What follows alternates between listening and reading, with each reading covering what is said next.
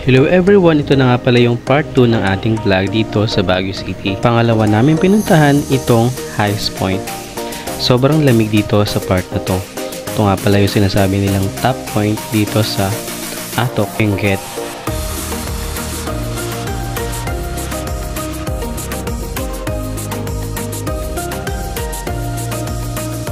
At pumunta rin kami dito sa highest place, Atok.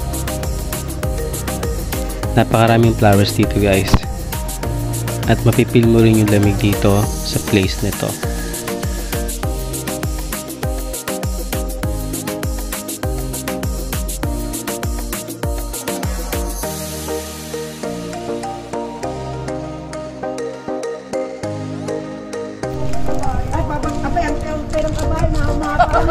Ay, magaling tayo yung shoot!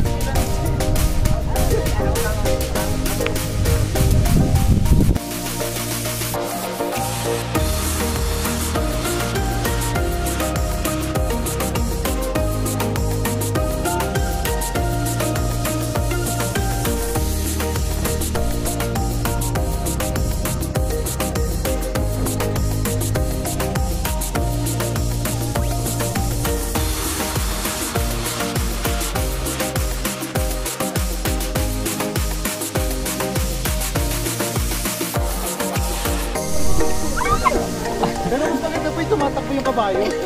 Pwede naman, basta marunong kayo.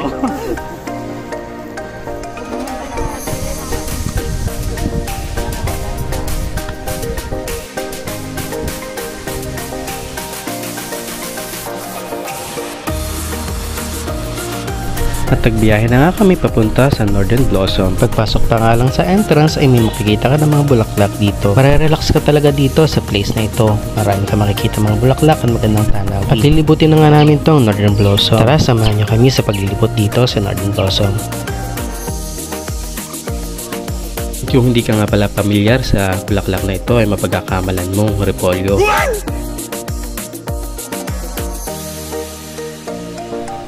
Sa mga oras na nga pala to ay tumakbo kami dito sa may tent. Gawa nga pala nito ay umulan, kaya kami nagtakbuhan din at nagpasilong. Sa mga oras na pala to ay umaambon-ambon pa rin, pero tuloy pa rin para ma-enjoy namin yung pagpunta dito. Kasi minsan lang naman namin napapuntahan tong Baguio City, kaya in-enjoy at sinulit na namin yung gala na to.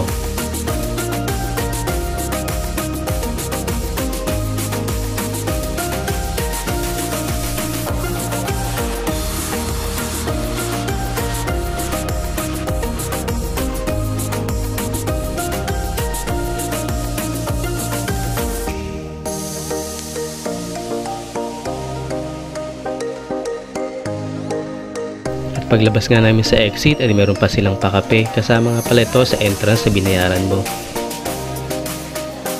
At dito na nga nagtatapos yung part 2 na ating vlog dito sa Baguio City.